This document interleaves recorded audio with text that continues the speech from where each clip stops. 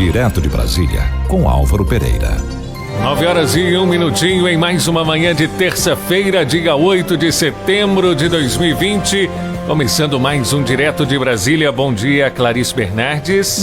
Bom dia, Pedro Cunha. Bom dia a todos os ouvintes da Rádio Gerais FM. Bom dia também, Álvaro Pereira. Seja bem-vindo a mais um Direto de Brasília.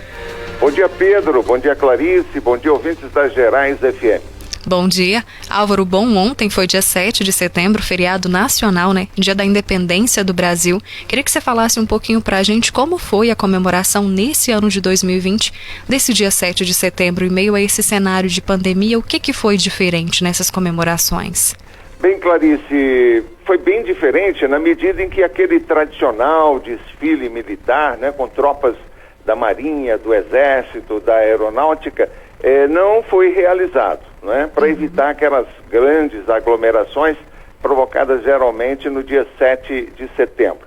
Então, em função da pandemia, esse desfile foi cancelado, mas houve uma comemoração informal ali em frente ao Palácio da Alvorada, que é a residência oficial do presidente da República. Ali estiveram várias pessoas pela manhã, né, a maioria apoiadores do presidente Jair Bolsonaro, e ele saiu ali do lado de fora do Palácio da Alvorada e fez questão de cumprimentar pessoalmente, juntamente com a primeira-dama Michele, aqueles cidadãos que compareceram ali em frente ao Palácio da Alvorada para manifestar apoio ao presidente, mas principalmente para celebrar a data da independência do Brasil. Então foi uma comemoração assim informal, mas também bastante alegre e bastante festiva. À noite, não é, em cadeia nacional, pelo rádio e pela televisão, o presidente fez um pronunciamento curto, um pouco mais de 4 minutos, celebrando também essa data. O interessante, Clarice, é registrar que o discurso foi extremamente moderado, entendeu? No sentido de reafirmar essa fase mais light, essa fase paz e amor do presidente Jair Bolsonaro. Foi um discurso assim, defendendo valores e teses que ao longo, né, dos últimos meses e principalmente ao longo do primeiro ano de governo, foram bastante questionados, principalmente os setores da oposição, né?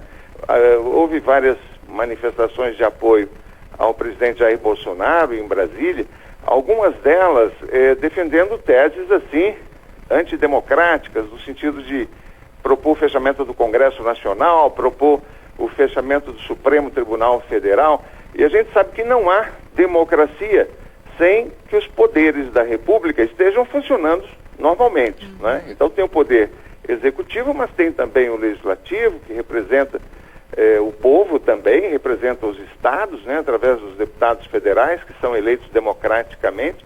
E existe o poder judiciário como um poder moderador, um poder que estabelece o equilíbrio entre todos os poderes. Então essa independência, mas também essa harmonia entre os poderes é fundamental para o funcionamento de qualquer regime democrático.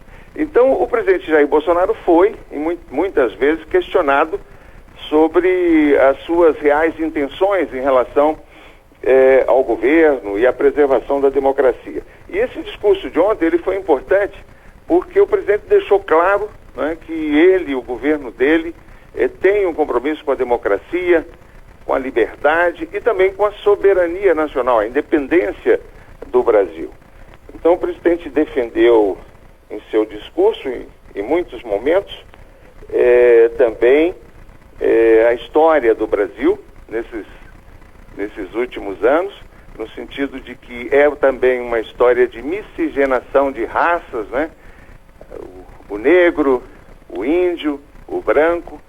Depois ele se refere também à miscigenação provocada pelos imigrantes italianos, imigrantes alemães, e ele fala como um aspecto também positivo da cultura brasileira, dessa miscigenação cultural formada por essas diversas raças. O que desfaz também outra impressão de que poderia ser um governo preconceituoso, na medida em que é um governo conservador, religioso. Então, eu achei que foi um discurso muito importante no sentido de registrar o compromisso do Brasil com esses valores que são universais, né? Valores de independência, soberania nacional, liberdade como um valor fundamental, né, para qualquer ser humano, a liberdade de expressão, de poder criticar livremente, de poder manifestar livremente a sua opinião, e a democracia, né, que é esse regime que a gente pratica aqui, que tem muitos defeitos, mas que ainda é o melhor regime político, indiscutivelmente. Álvaro, você disse um pouquinho sobre esse discurso dele mais brando, nesse tom mais sutil. A gente vem comentando em algumas edições do Direto de Brasília que tem surtido efeito muito positivo, né? Esse caminho que o presidente Bolsonaro tem seguido de ser mais brando, mais tolerante nas suas falas e nos seus discursos, né? Sem dúvida nenhuma. Houve indiscutivelmente uma mudança bastante significativa e expressiva, né, no comportamento do presidente, que se tornou muito menos agressivo, muito menos polêmico, né? Ele tem falado menos e tem falado, assim, nos momentos em que efetivamente precisa falar, né? Então isso tem contribuído, inclusive, para aumentar a popularidade do presidente, como nós já comentamos também aqui no Direto de Brasília. As últimas pesquisas de opinião Datafolha e também de outros institutos mostram claramente que a popularidade do presidente tem subido desde que ele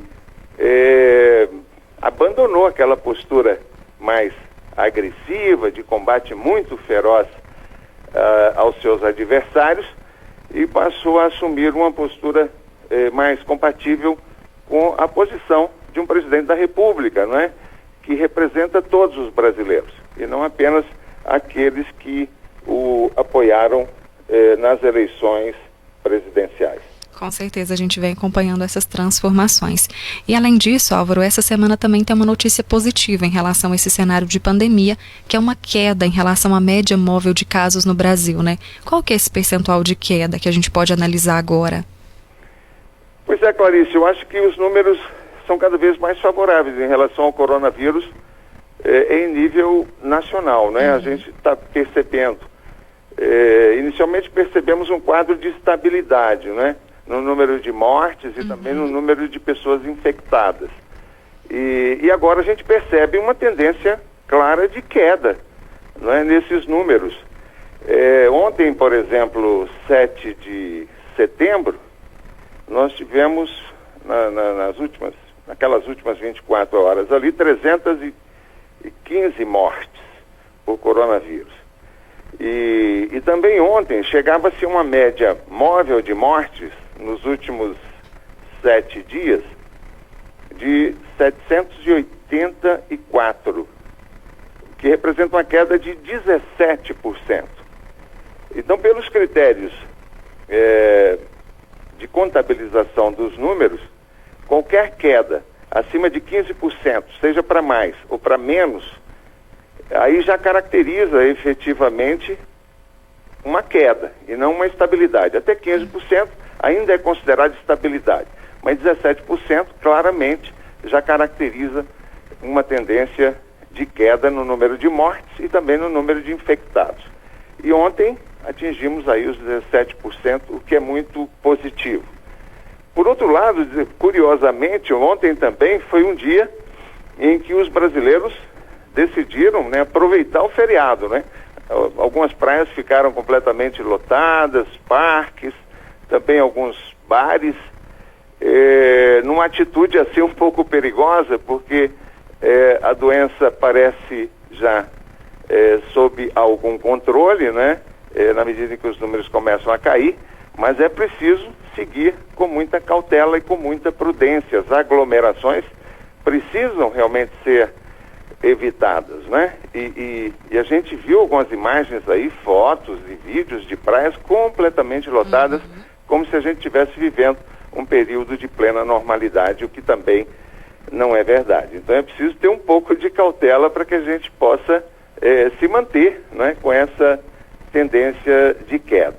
Analisando por estados, Clarice, temos apenas 2 estados, Amazonas e Roraima, que ainda apresentam números ascendentes em relação a mortes e infectados.